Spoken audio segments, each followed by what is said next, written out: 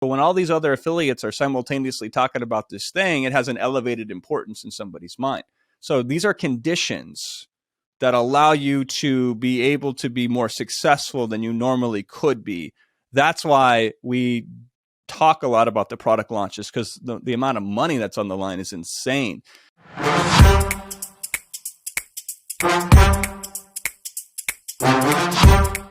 Hey, what's going on, everybody? Joel Irway here, and welcome to a very special episode of Sold with Webinars.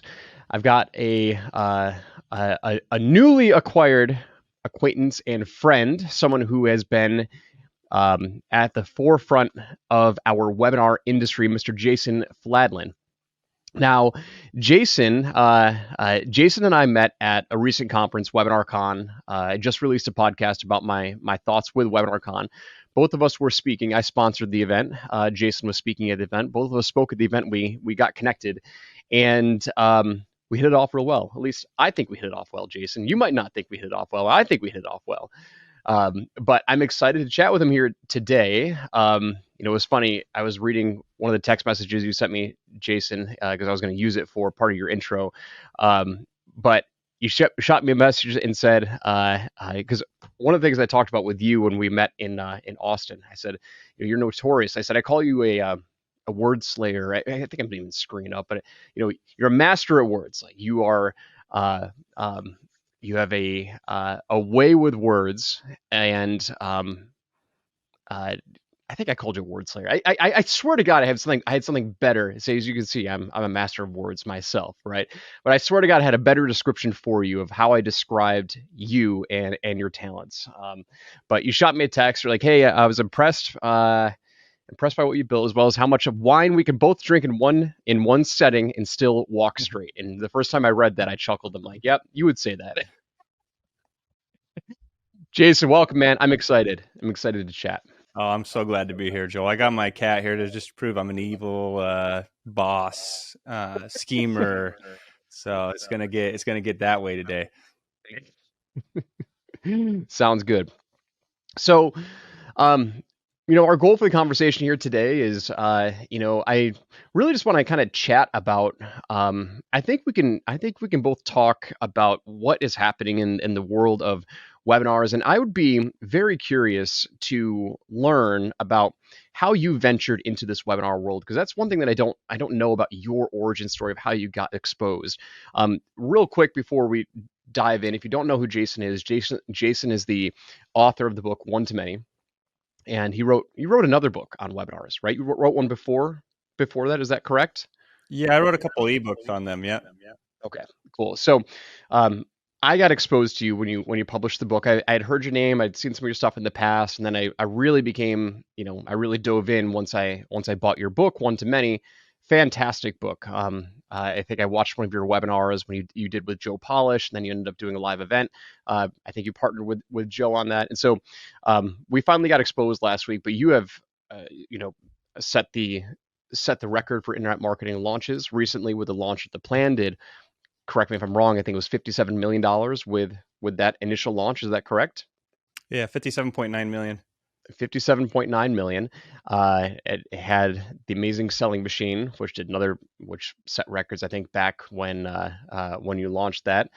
So the records that you have to your name are astounding. So I'm excited to chat here today and give you a little background about who Jason is. And so, dude, I would love to kind of talk about really how did you get into this space, right? Was it by intention? Was it by accident? Give us a little backstory of how you got exposed to this wacky world of webinars.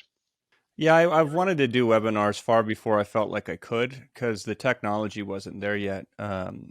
Two things: the software that was running webinars back in 2007-ish, 2006 was not very reliable.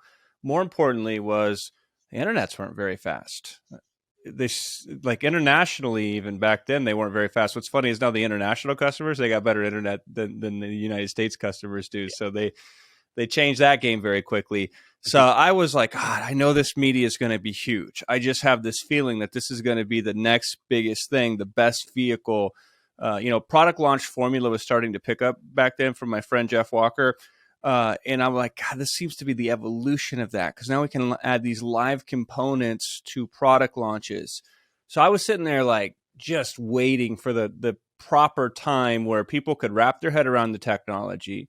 The internet connections were fast enough and stable enough, and the technology was stable enough. So that happened in about 2008. And I was blessed, Joel, because I really didn't make any money online until 2007. So a lot of the guys that were ahead of me trying to do webinars were either platform sellers, meaning that they would go to live events, sell from the stage. So they were good at that, and they would try to force that into the webinar space, square peg, round hole kind of a deal.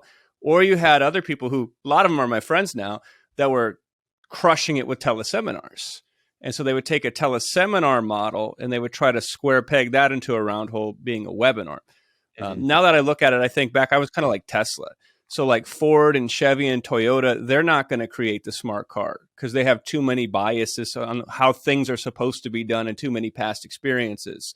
Where I was like Tesla, I had a clean slate. I didn't have all these remnants and these artifacts and these relics of the past. I could start from the ground up, where everything was up from grabs, and I had to design every piece of technique from scratch because I couldn't study from anybody else because the technology was so new, and I didn't have any past experience of success to draw from, other than I think I made like $100,000 on the internet by then selling really cheap ebooks. So I'm like, all right, let's do this. And so I got really excited about, I want to be the very best at webinars. What's that going to take? Total immersion on everything from start to finish. I don't know what to do, so I'm going to do anything and everything I can, and I'm going to do lots of postmortems, which means after I do a webinar, sit down, analyze it. What went right? What could be improved? What did I learn? What can I invest into the next webinar? So that was the first thing that I did. And the second thing I did was I just would spend hours on these webinars, live webinars, just talking to people. So I'm like, man, I don't got any more material, but people seem to want to still hang out. Let me see what's up. Let me see what they need that they're not getting. Let me see if there's anything I could say that would make them want to buy something from me.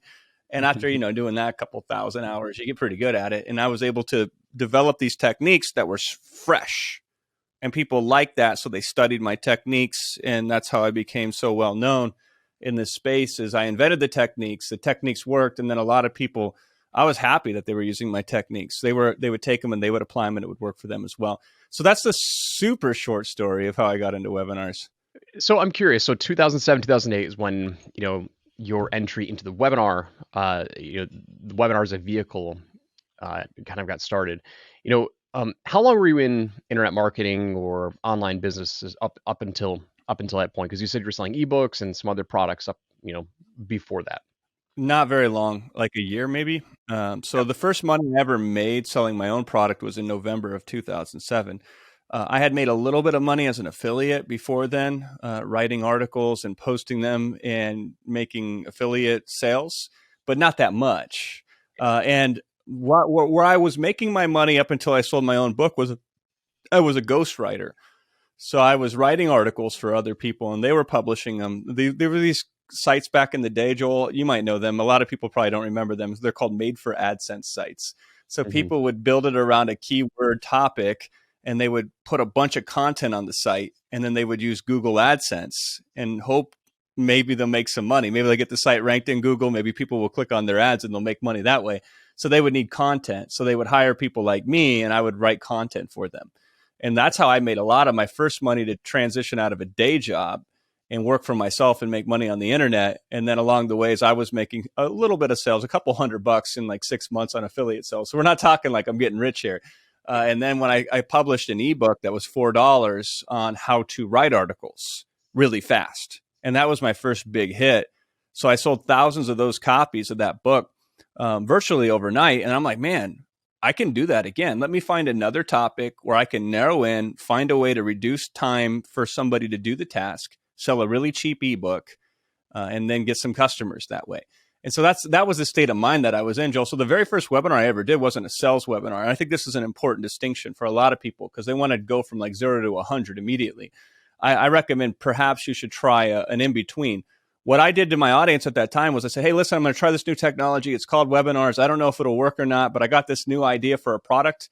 And instead of writing it and then giving it to you. I'm just going to do the product live on a webinar. You want to come to the webinar, you can get the product for free. I'll give you the recordings.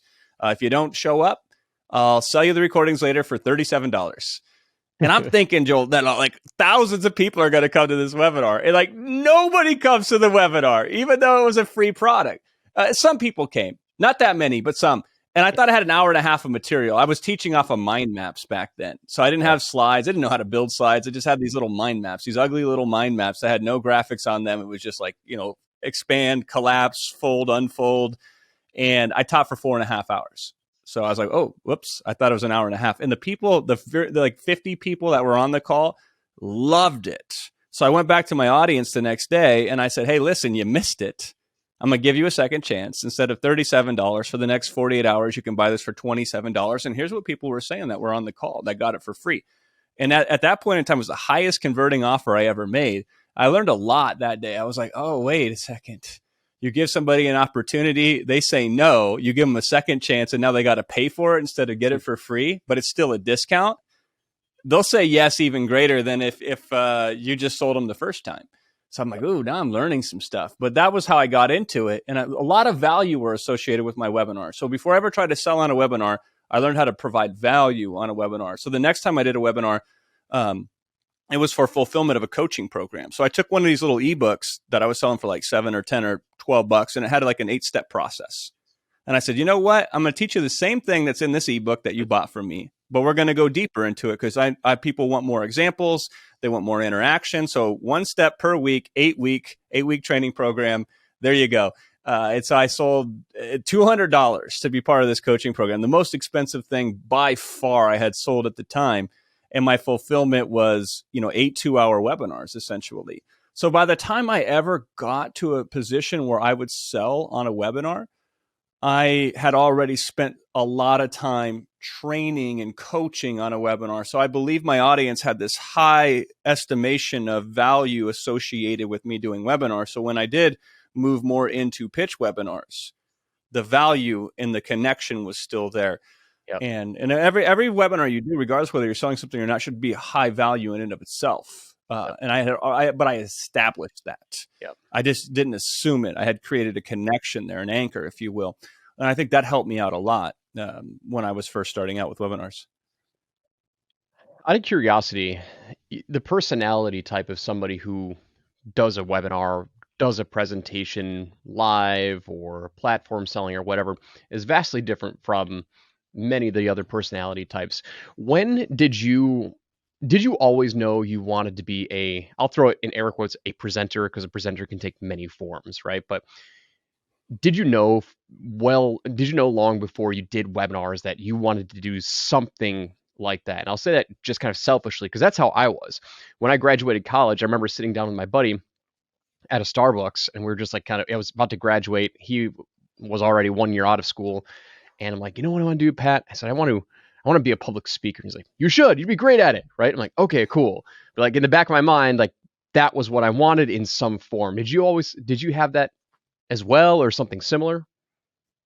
Yeah, I did. So I got into this business, Joel, because I was in the music business before then, and I was like a rapper, this white rapper from Iowa. It's the stupidest thing ever, saying it out loud now, but at the time it sounded right. And so I was used to performing in front of audiences, and I remember the first time I ever performed in front of an audience, I was like 7 or 8 years old. So I was always naturally, like, my joke is I don't have a fear of public speaking. I have a fear of not public speaking. I am more comfortable on a stage than in a crowd. So I don't want anybody to hear that, though, and get dismayed. Like, a lot of people consider me the best in the world at webinars. I certainly have the track record to prove it. So I think if you want to be the absolute upper echelon, greatest of the great, you got to have the hardest work ethic possible combined with as much raw talent as you possibly can. For most people that I've trained on webinars, webinar is one component of their business, and now they make more money than I do because they're able to take the 80-20 of the webinar. And I've trained some very boring milquetoast type of individuals who are not at all dynamic or charismatic presenting, and they still crush it.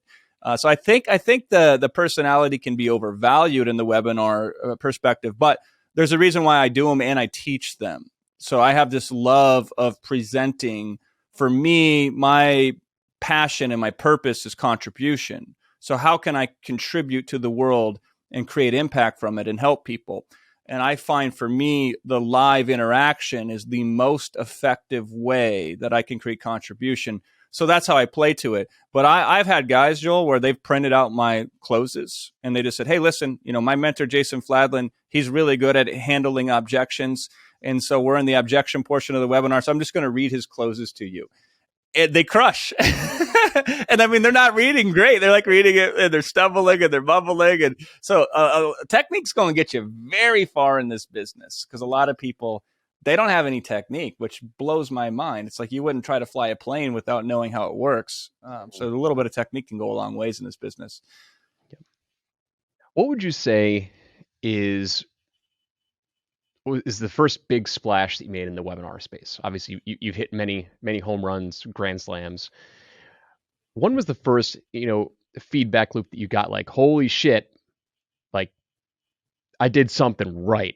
Like I did something really right here. I need to look at this again. What was that event? If you the very first one I did, I knew I had done something right, not from a money standpoint, but just from the visceral reaction of the audience. It was captivating to them, and they were so excited and enthusiastic. It was dripping. You could just feel it with the value. And so what I would do then is when I started doing the trainings, I would call them E-classes. And so that first E-class was 8 weeks and that went good. So the second time I did it, this time I said, listen, I'm going to sell another E-class on the back of this E-class. So, they buy X and then I'll sell them the complimentary Y and we'll just roll them over. And so, what we discovered is like 8 sessions is too many. 4 is pretty good. 6 is the kind of the sweet spot. So I would do these E-classes that were 4 to 6 sessions each. And then on the last session, we would pitch the next E-class. And so that's where I started really pitching. And I would see the enrollment where like half of the people who just took this $500 E-class would then sign up for the next $500 E-class. You can only do that so many times, I discovered, before it just burns out, no matter how good the offers and the pitches. And I crossed that line and I learned, okay, listen, we can't just keep hammering them with another perpetual E-class for the rest of their lives. They're all going to get exhausted. So that really helped me.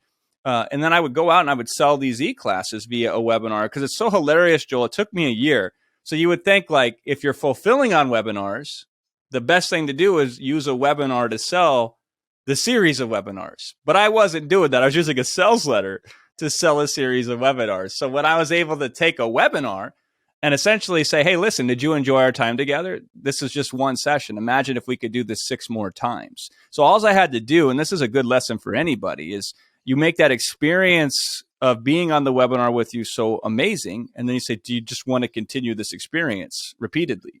And that's so believable because it just happened and it was really a quality experience for your audience. So they're like, yeah, I'll do 6 more of those.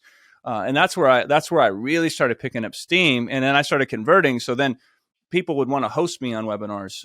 And there was a guy named James Jones at the time. Really put me on. He was the first big affiliate I had that really took my numbers up. James had this program called Micro Niche Finder, and it was selling really well on ClickBank. So every single week, he was getting a whole bunch of new leads. And he would promote stuff as an affiliate. And his main thing he liked to promote were webinars because he was really smart. He knew how much money they can make. And so he would bring in people on webinars. And I started closing on his webinars better than anybody else he was bringing on at the time. So I was putting up bigger numbers and I had more offers too. So not only could I sell my one offer really well and close really well, but I also had other offers. So he could bring me back and I could sell to his audience, which was vastly larger than my audience was. So I started doing a lot of these webinars for James Jones's audience where he'd put like, this is back in the day, like we're talking 2009, he could have 1,300 registrants sign up or 1,500 registrants sign up. Even these days, it's hard to put up numbers like that. But back then, oh my God, you'd be like 1,300 registrants? That's insane. And, by the way, show rates were like 50% back then.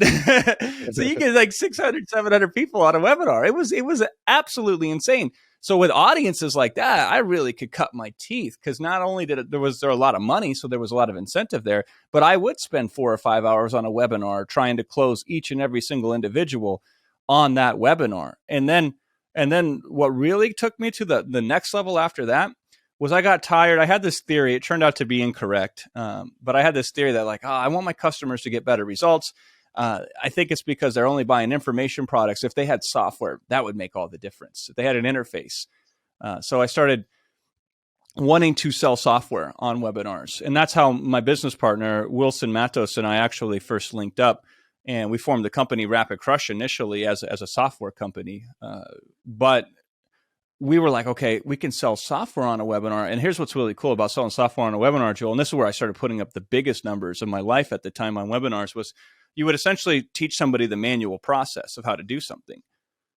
And so they could do it on their own and they could do it for free and they would know exactly how to do it. And then you'd say, okay, now that you know how to do it manually, let me show you how we've automated it. Click, click, click, click, click, done. Now, what do you want to do? You want to do it for free or do you want to invest in the software and have it do it for you? And not only were the close rates insane on those, nobody was selling software on webinars. They still pretty much aren't. And the software has a higher perceived value than information products do on their own. And so that was killer, man. We just blew it up, just started selling like crazy. A lot of people, the mistake they make with software is they show off the features. Nobody cares about the features. They care about the end result. And so what we would do is we would show them the end result of how, like, hey, you want to, like, I'll give you a great example of how we used to make a killing with software is the local business market. Hey, apply these internet marketing tactics for local businesses and have them pay you as a service fee in order to do that. We were on the beginning of that before anybody even realized that was an industry. And so we would sell them software that would allow them to do things for local businesses that they could get paid by those local businesses. So we would teach them like 5 ways on a webinar how to get paid by a local business. And they were all manual things that they would have to figure out how to do. And we'd show them how to do them manually. And then we'd say, or you can use the software. And now you have the software as your secret tool. So when you go and you contact these local businesses, this is your advantage. And we would just sell the lights out of the software. And now, and to just take it one step further, Joe, because all this is like bricks that build a bridge, right? Once we got good at selling software, what we discovered is the next evolution of webinars is we started doing affiliate webinars. So if I'm selling somebody else's product in the affiliate marketing space, if people aren't aware, you get about 50% on average of any product you sell. So if you're selling a $2,000 product, you're probably going to make $1,000 per sell if they buy through your affiliate link. So every other affiliate will promote what it. Yep. Yeah, just to be clear, you're pitching their product. Is that correct? Because there's also the other affiliate webinar where you bring on the product owner, they go through their canned presentation and they sell it to your audience. But you are actually the one who is creating a webinar presentation and you're selling their product on their behalf as the affiliate. Just to be clear, right? We were the very first to ever do that. And to this day, again, most people don't do that. Is I would tell the vendor, I'd say, listen, I don't want you to show up. Yeah, I'm going to do the whole webinar from start to finish. And everybody thought I was insane. It's the best webinar you can do, by the way, if you're listening, because you're a third party endorsing somebody else instead of you endorsing yourself. I mean, duh, obvious, right? It makes sense. It's like a 2.5 hour testimonial. Yep. And again, if you're able to describe their product better than they can describe their product, then there's even this halo effect. And then if you can add bonuses, hey, if you buy through my affiliate link, you're going to get X, Y, and Z. And oftentimes these products we were selling, they're these big courses that didn't have software. So we had learned to create software. So we'd create software as a bonus to give away for free. You couldn't buy the software, but you could get it for free if you buy that product over there from that guy that I'm just an affiliate of. And yeah, to your point, Joel, we didn't use any of their materials. We didn't use their webinars. We didn't use their opt-in pages. We didn't use their swipe emails. We created a whole marketing campaign from scratch to sell somebody else's product. And we would do it on a webinar. Because it's not the case now, Joel. And a lot of it is because I've trained a lot of these guys. Finally, they started listening to me and following me after they started cutting me these big checks. They're like, man, maybe there's something to this.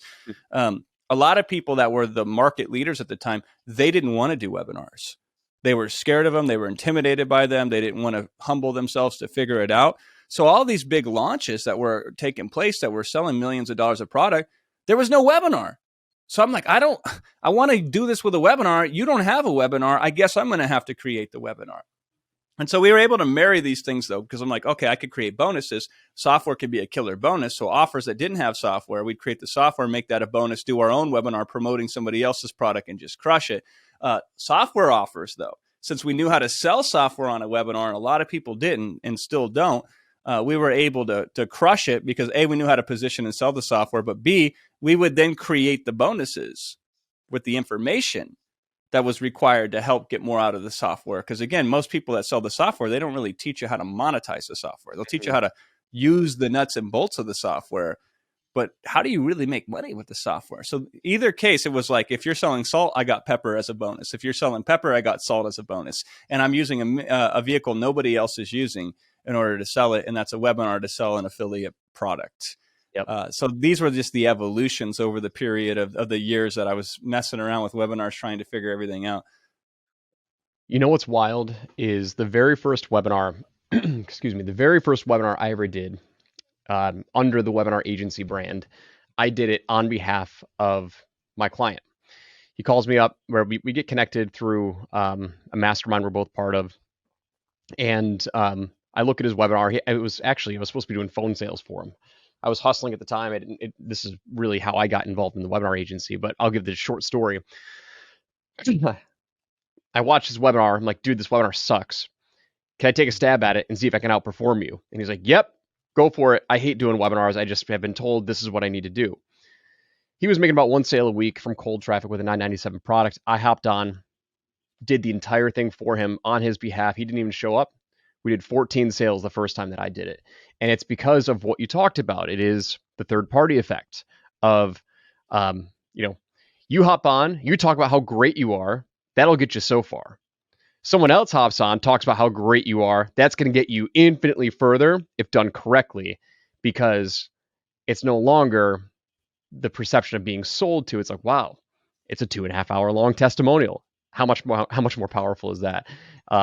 And it's funny because we started doing that again. Like I did it a couple times, then I did like an 8-year gap where I didn't do that. And then we started doing that again recently, and it just crushes it. It does it incredibly well. And so I just want to echo that point when you first did it, or however many times you've done it. It is incredibly powerful, incredibly powerful. Hmm. Yeah, and then again, you can use technique too, right? So a lot of people don't know technique.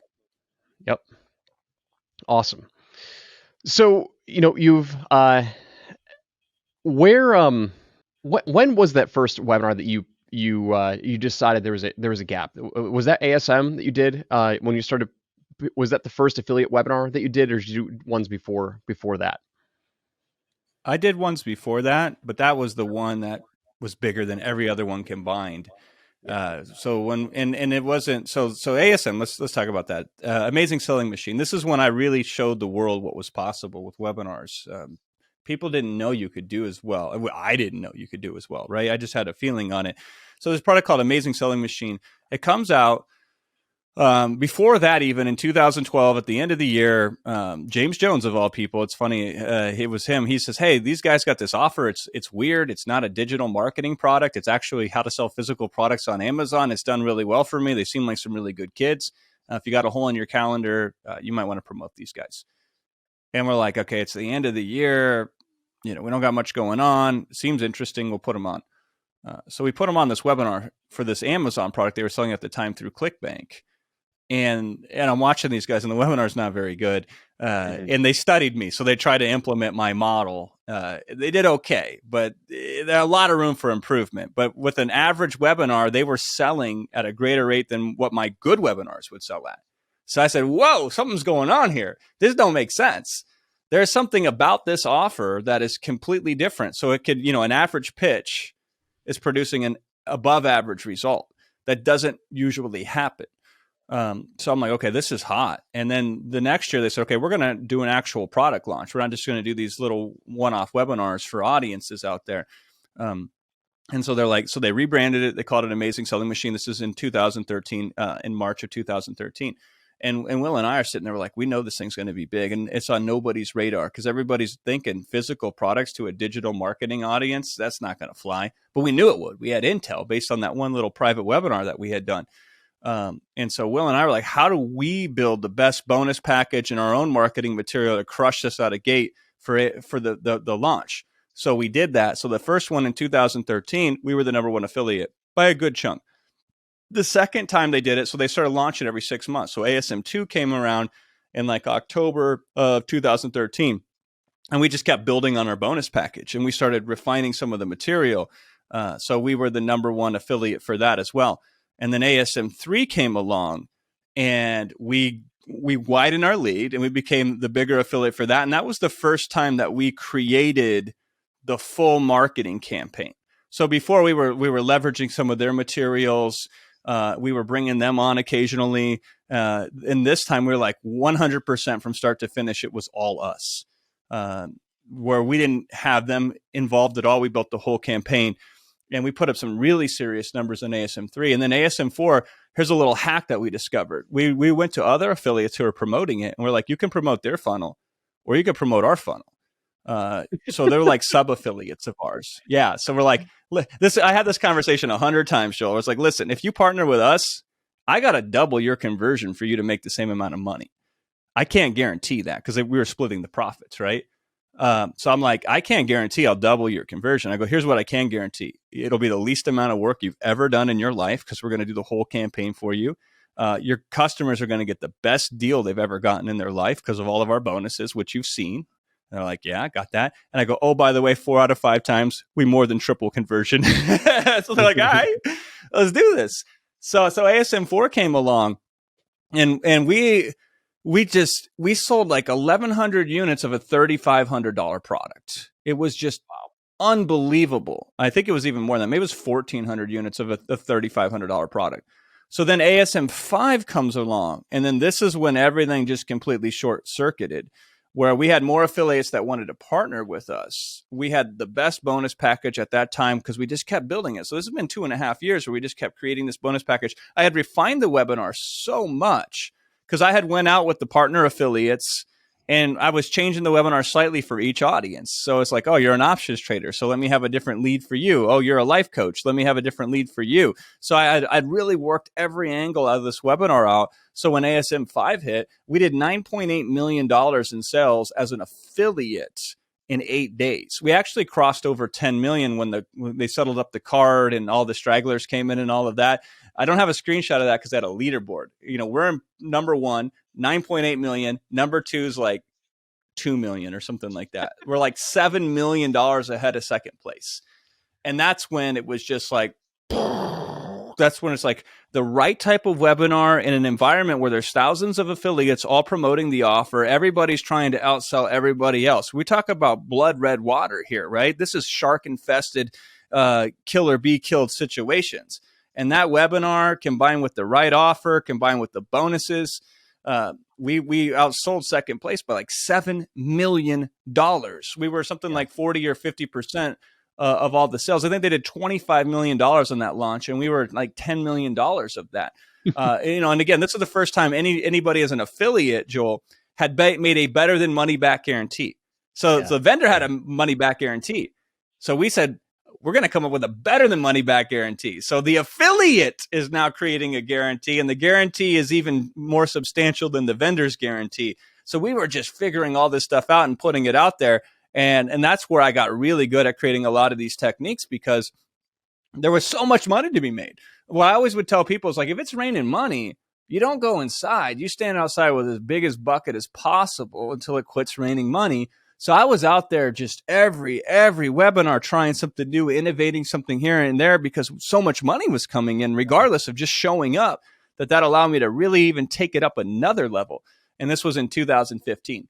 And that's when that's when we showed, oh my God, this is what's really possible with webinars. And to this day, as an affiliate, no affiliate on a product launch promotion has ever done $9.8 million. I want our affiliates to do more than $9.8 million to tell them, break my record, please.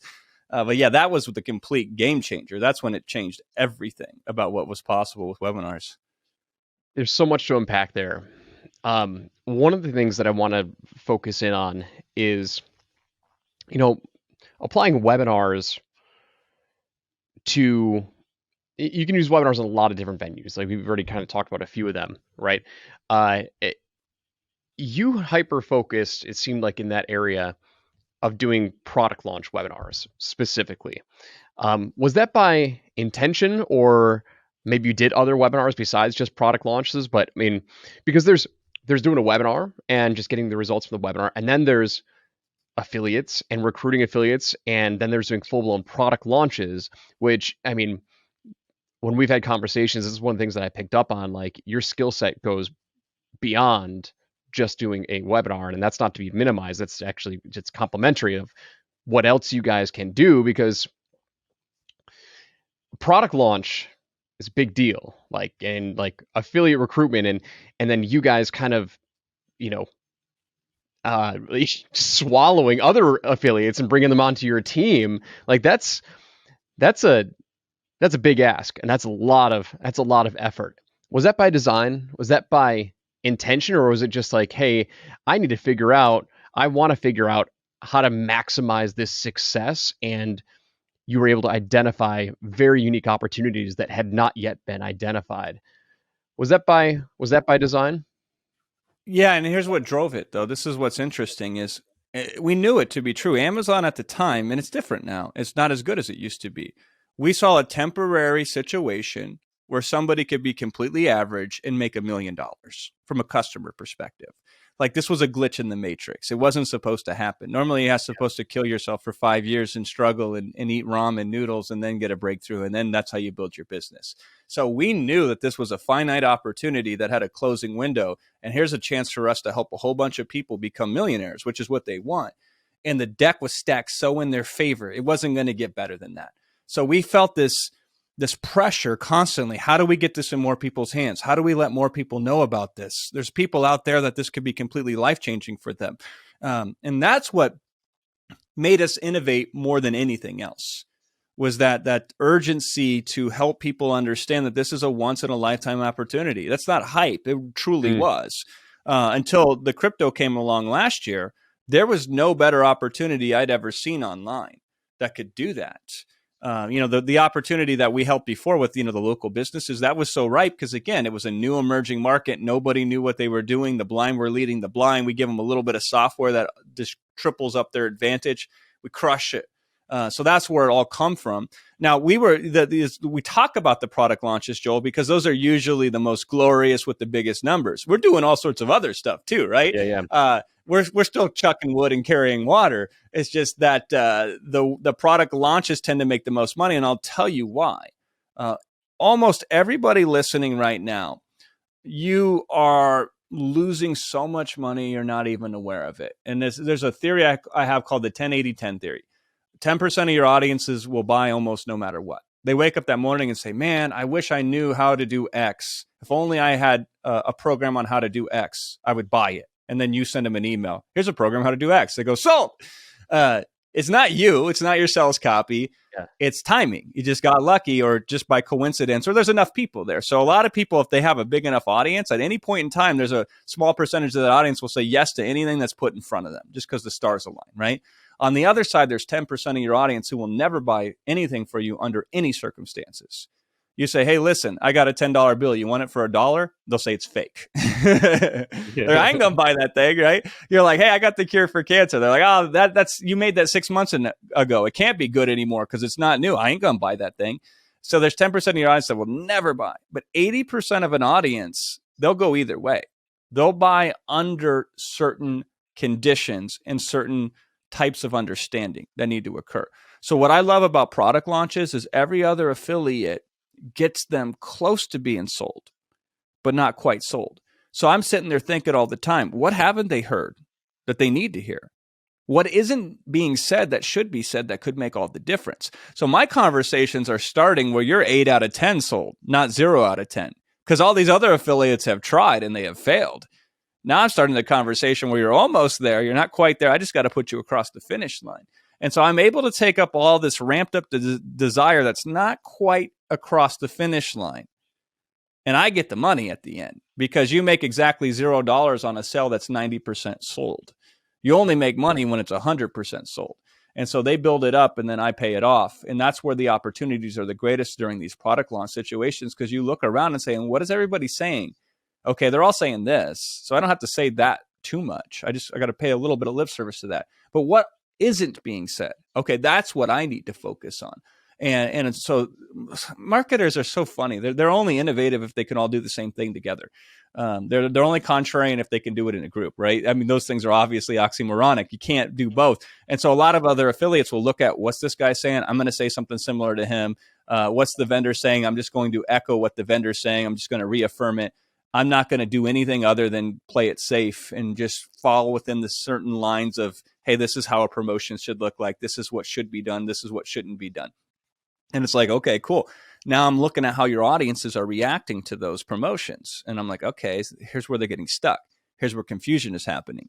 Here's where people don't quite get it. And everybody's talking over them and they're not really connecting with them. Okay, all the opportunity here, opportunity here, opportunity here, opportunity here.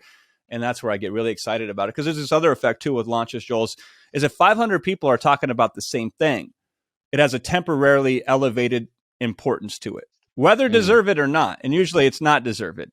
But when you say everywhere I look and go, somebody's talking about this thing, you start to think it's a bigger deal than it is. So when all these other affiliates are simultaneously talking about this thing, it has an elevated importance in somebody's mind. So these are conditions that allow you to be able to be more successful than you normally could be. That's why we talk a lot about the product launches, because the amount of money that's on the line is insane.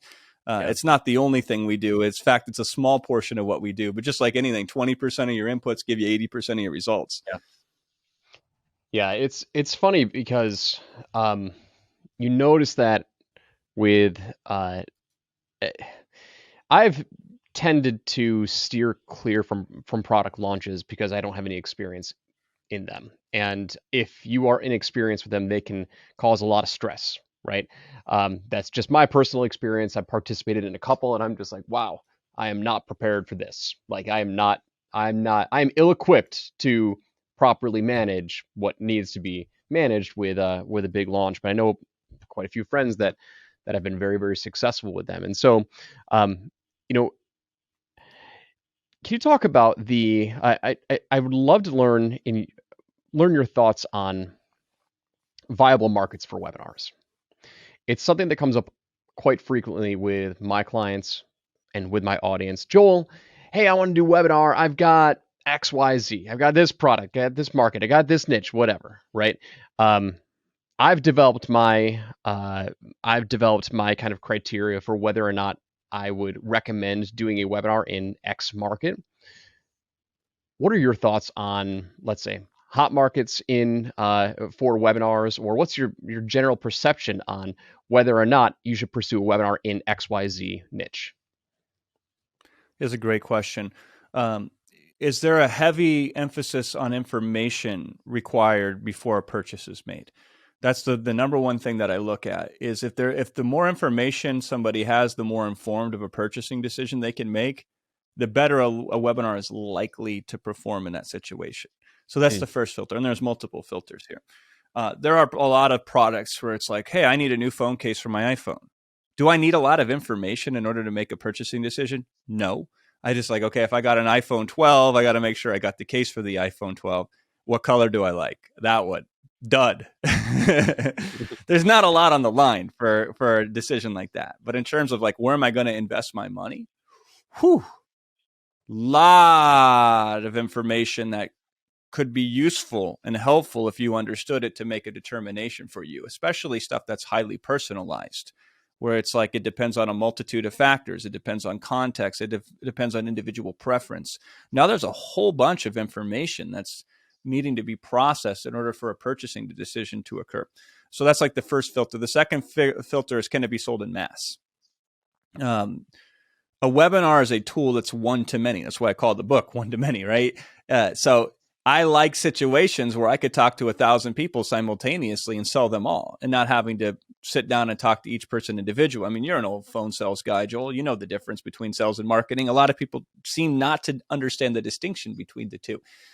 There are certain solutions that are the price point is so high that people just feel weird if they don't talk to somebody first before making a purchasing decision. So if you're in markets where your only entry point is a super high ticket sale and you can't sell anything other than that, then a webinar probably won't make sense for you, even if it's the best webinar possible. Now, it might, because it could move the sale one step forward. And instead of spending an hour and a half on the phone, you could spend 15 minutes on the phone. We've done that before. But in general, what I would say is, listen, dude, put an information product in front of that. So if you're selling this $10,000 thing that's one-on-one over here, create a derivative $2,000 version of that and use that on a webinar. Because A, it's a new income stream.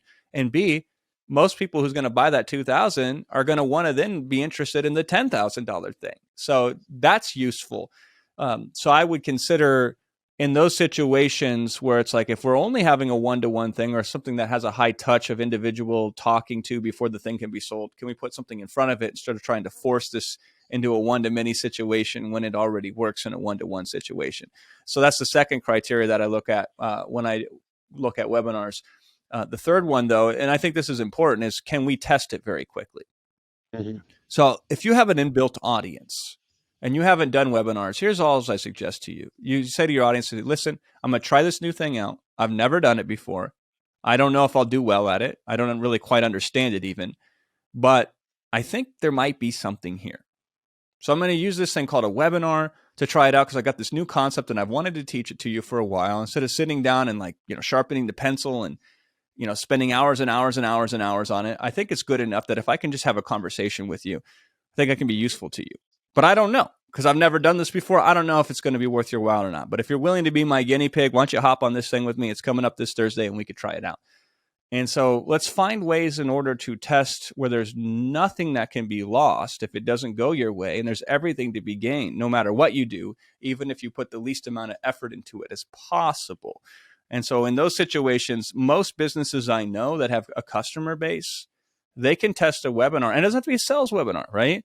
They could test a webinar out very easily, very quickly under the frame of, I don't know if this will work or not. I don't know if you're interested in this, but I have this new concept. I'd like to teach it in this new format because I could get it to you immediately.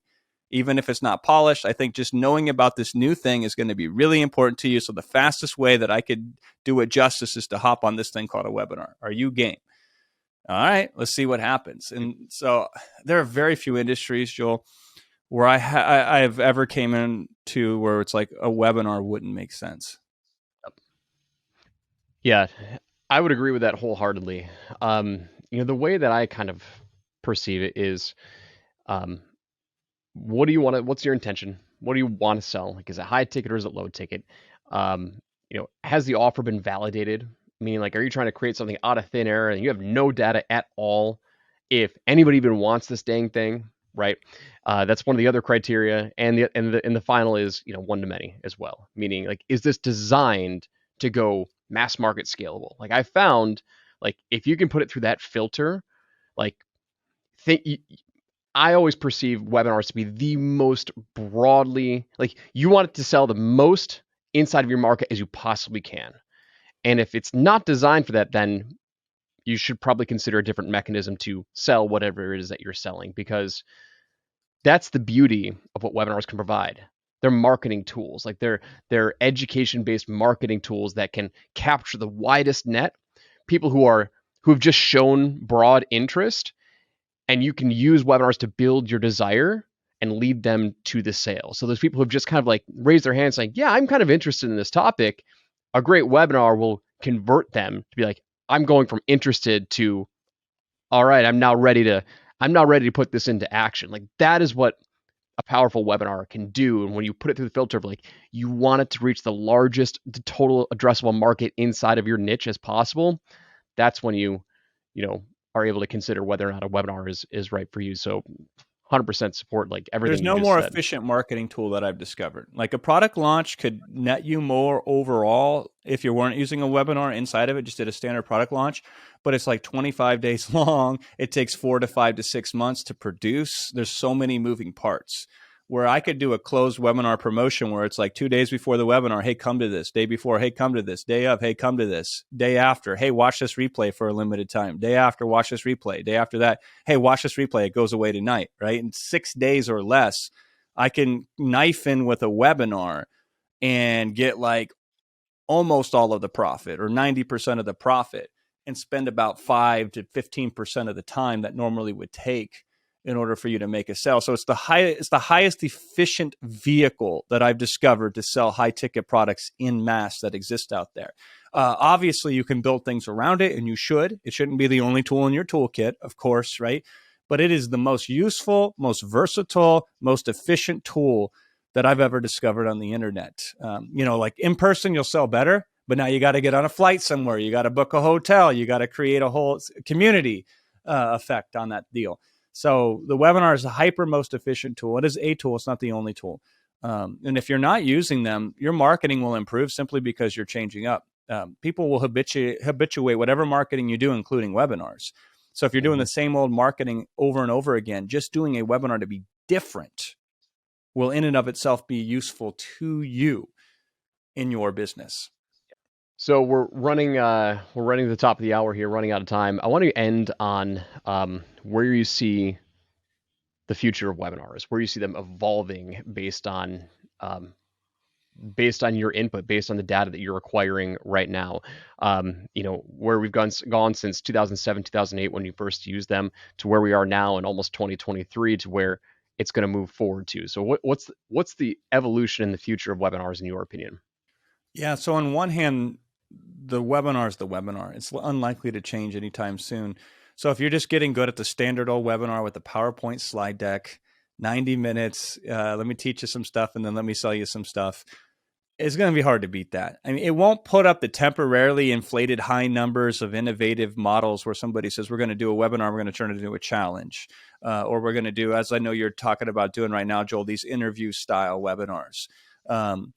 Those little innovations will, for maybe a year or two or for a temporary period of time, have a higher than normal performance rate. Part of the reason is because they're unique. Part of the reason is there's things in them that you can do that you can't do in a standard webinar, right? So it's always important to take the core model of the webinar and find ways to spin it out, ways to innovate. Like right now, doing 20-minute webinars is pretty good. People are seeing an increase in these little short, tiny little webinars that they're doing because the market is shocked. They think it's going to take 90 and it takes 20. But those things only last for 3 or 4 or 5 or 6 or 8 months, right? So you want to constantly take the framework of a webinar and find new and interesting and unique ways to apply it. But on the flip side is seminars, for example, like the presentations, they've been pretty much the same for the last 50 years. And there's a reason why. It's like what matters more than the dress up of the webinar, it's the message inside the webinar. So if you could create messages that make aha moments and have paradigm shifts occur that empower people, when somebody says, man, that's the single greatest 60 minutes of my life I've ever experienced on a webinar before. Listening to that person talk about my problem has given me more insight than everybody else I've ever heard in this world combined. That's what really matters. You get good at that, and that's what's going to really move the needle at the end of the day. So sometimes we get too caught up in the vehicle and we forget that more important is, what are we saying from a messaging standpoint? How are we creating impact? How are we creating transformation? How are we reaching into somebody's soul and touching them there? That's what matters the most. And so these days I've become less interested in these cosmetic innovations and these new models, quote unquote, that exist. And I just trying to more than ever focus on how do I move somebody, not just in the head and the heart, but in the soul. And so like I've been on that frequency lately. So like WebinarCon it was the coolest thing ever because I've been really stepping it up. It's the first time ever at a presentation where they've added time to my clock. I've never seen that happen before. When you got like 20 speakers at an event, they're trying to cut time off of your clock. But they added 10 minutes to my clock and then they added 10 minutes more. So a 45-minute presentation ended up being a 65-minute presentation. And I got a standing ovation at the end of it. And I'm like, okay, good. I'm on the right track because now I'm reaching into the deeper part of the messaging to really move the person at the soul level.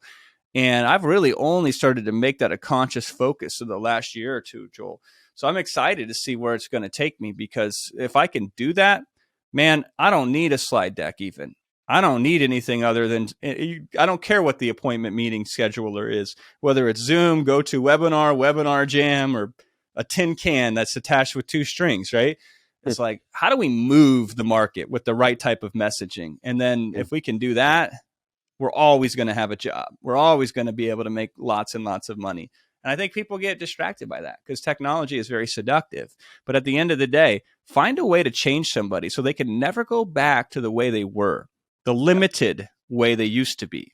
Now they're in an empowered state. Now they're doing things they couldn't do before because they don't have the excuses they once have. Learn to communicate like that, and you will always be in demand. It's like what you said earlier. You said this in, I'm going to reframe it, but it's the art of the conversion, right? And conversion doesn't necessarily mean, yes, you ultimately want them to convert into a customer, but there are conversions that have to happen before they even become a customer. You have to convert their existing beliefs. And what you said earlier was the webinar is the most efficient way to be able to convert in mass, right? Because you're getting people to raise their hand saying, yeah, I'm interested in that topic. 90% of those people who are interested are pretty far away from the conversion hole, right? Other techniques, other tactics can be effective, but they're not necessarily efficient.